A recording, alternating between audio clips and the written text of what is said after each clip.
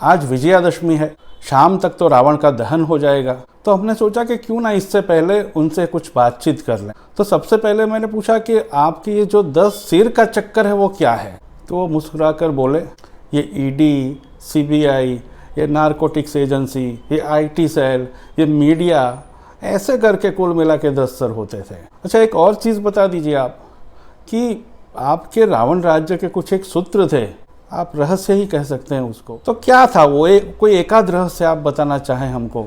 उन्होंने कहा कि एकाध क्यों, मैं तो बहुत सारे रहस्य बताने को तैयार हूँ, लेकिन फिलहाल तुमको ये बता दूँ कि एक रावण राज्य का रहस्य जो था वो था विपक्ष मुक्त लंका। तो फिर से मुस्कुराए, बोले वो 10 सर तुम भूल गए, 10 सर यही तो करते थे। फिर मैंने पूछा कि ये कुंभकर्ण की बात आती है, तुम सचमुच में बड़े अजीब और मासूम सवाल करते हो।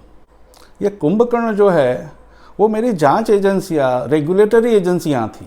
अगर वो नहीं सोती तो लंका सुवर्ण लंका कैसे बनती?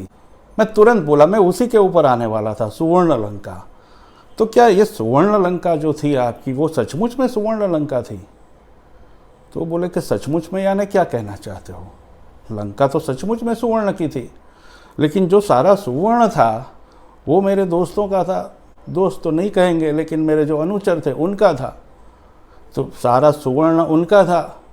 लंका में लोग रहते थे, तो लोगों को ये लगता था कि ये सारा जो सुवर्ण है वो उनका है, और वो सुवर्ण लंका का गौरव लेते थे।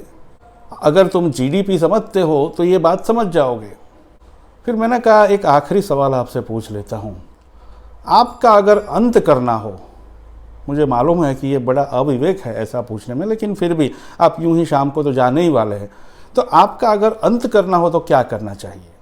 तो बोले, मेरी नाभि में एक अमृत कुंभ होता है, वो अमृत कुंभ क्रॉनिक कैपिटलिज्म है।